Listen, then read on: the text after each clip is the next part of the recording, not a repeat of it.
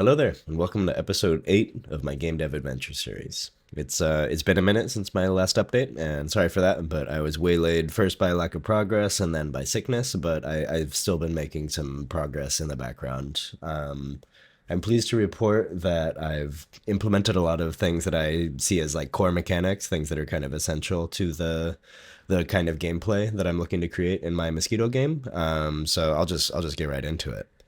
Um, One thing that I've been talking about doing for a while is implementing a mini game for blood sucking.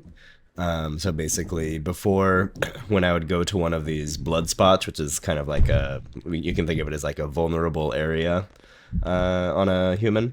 So I would just go, I would see this engorge prompt, and then I would press the engorge button, and it would just take it right away. But now, when I engorge, you can see that there's kind of this flashing, pulsing, and there's a heartbeat sound. So now there's essentially a pulse for this person.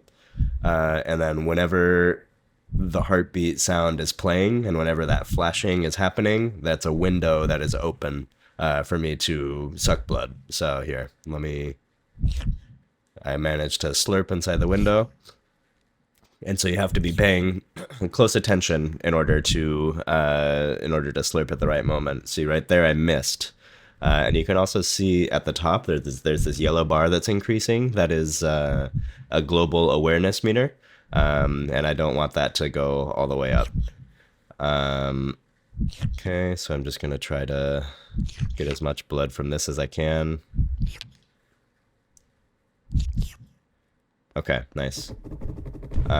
So that made my awareness go up a lot. So I think I'm actually gonna avoid sucking blood because I don't want to risk that going to the top. Global awareness is kind of gonna be my I'm looking at this game as a stealth game essentially. Like it's a combination of a flight game and a stealth game.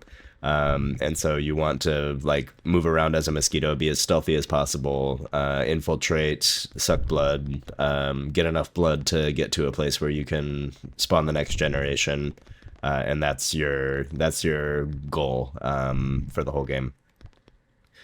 But yeah, that's one core aspect. Another thing that I've changed, if you've looked at some of the previous videos, you might have noticed that there was a very fixed pattern to where the blood spots would appear on the body. I've updated that now, so there's like on a human, there's about 15 different places the blood spot can spawn, and it will only spawn a few of them at a time.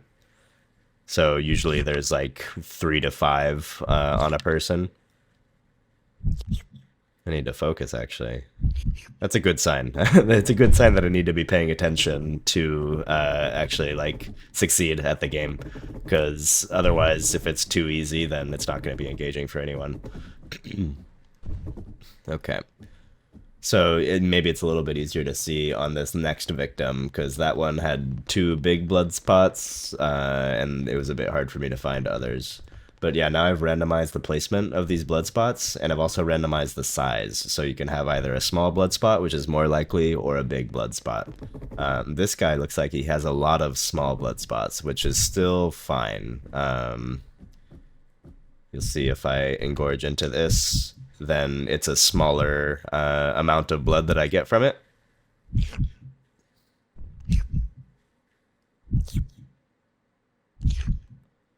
Nice. Okay. And I can keep farming all of these.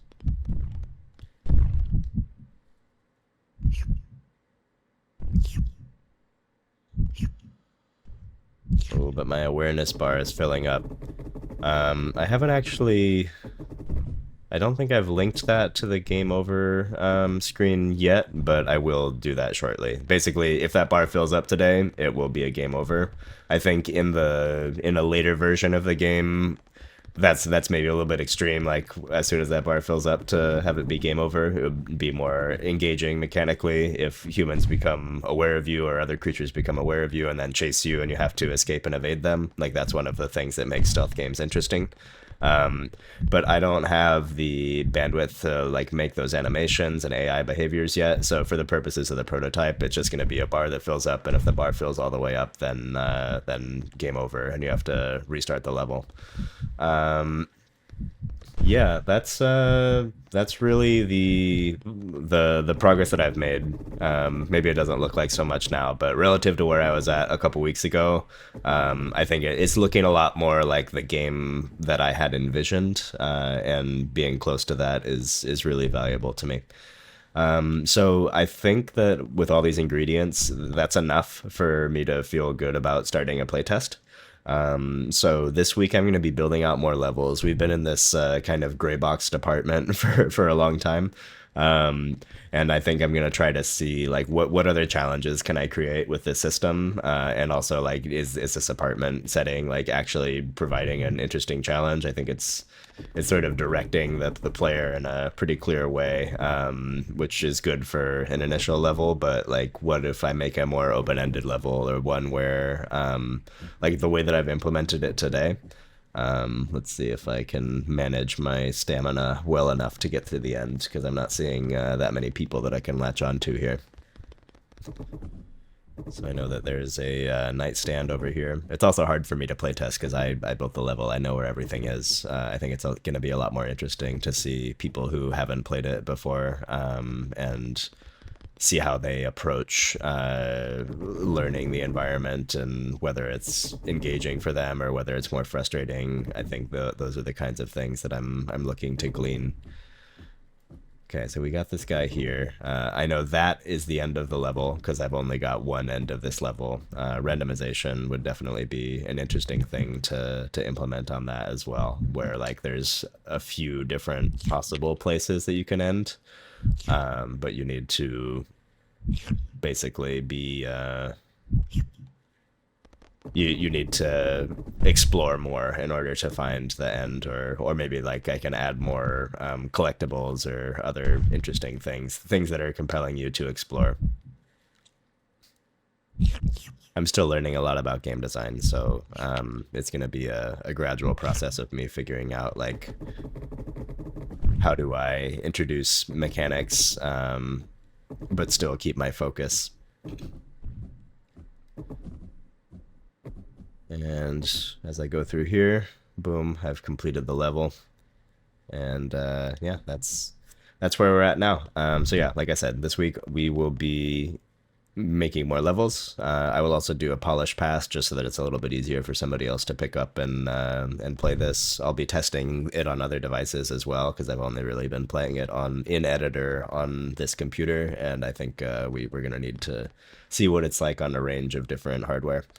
Um, yeah, so look out in the Discord later this week. I'll be putting out a call for playtesters, probably in a Google form, just so that I can get information about people's computers and like whether they have controllers and all that kind of important information. Because I'm definitely going to want controller people to be the ones who are playtesting initially. That is what the game is optimized for.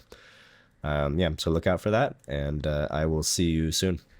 Thanks. Bye.